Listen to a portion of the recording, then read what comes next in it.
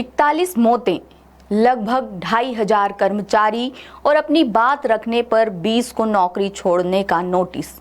ये सारा मामला छत्तीसगढ़ का है, जहां इस वक्त 2,471 संविदा लाइनमैन अनिश्चितकालीन हड़ताल पर हैं और इनके हड़ताल पर जाने की वजह है नियमितीकरण की मांग।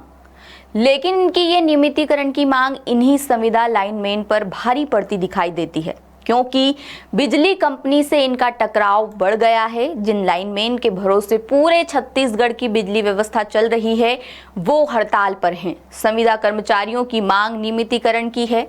इधर बिजली कंपनी ने भी लगभग 20 कर्मचारियों को नौकरी खत्म होने का नोटिस थमा दिया है। छत्तीसगढ़ विद्युत संविदा कर्मचारी संघ और बिजली कंपनी प्रबंधन के बीच हुई बैठक से कर्मचारियों को उम्मीद थी कि सालों पुरानी समस्या का कोई रास्ता निकलेगा, लेकिन संघ का आरोप है कि बैठक में उनकी मुख्य मांगों पर चर्चा करने के लिए कोई अधिकारी मौजूद ही नहीं था।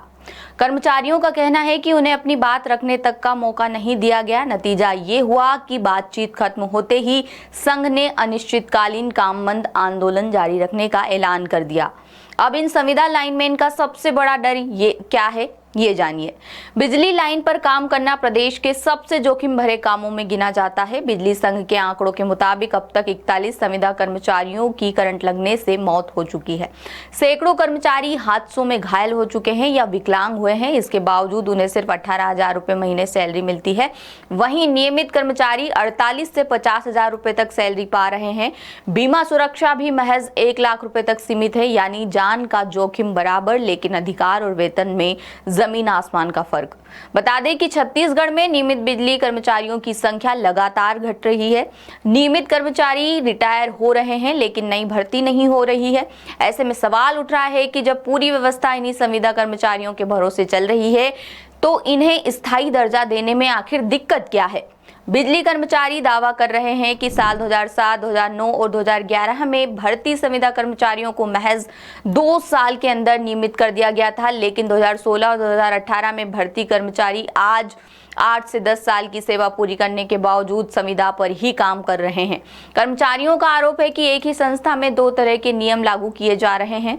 अब इन बिजली कर्मचारियों की हड़ताल ऐसे वक्त पर शुरू हुई है जब मॉनसून के चलते बिजली व्यवस्था पर सबसे ज्यादा दबाव रहता है। लाइन टूटने, ट्रांसफार्मर खराब होने और ग्रामीण क्षेत्रों में फॉल्ट बढ़ने की आशंका रहती है। अगर आंदोलन लंबा खिंचता है तो इसका सीधा असर उपभोक्ताओं पर पड़ सकता है। अब इन संविदा बिजली कर्मचारियों की मांगों से आप कितने सहमत हैं? अपना जवाब कमेंट करके जरूर बताएं। रायपुर से विशेष संवाददाता विनय वर्मा की खास रिपोर्ट। लेटेस्ट,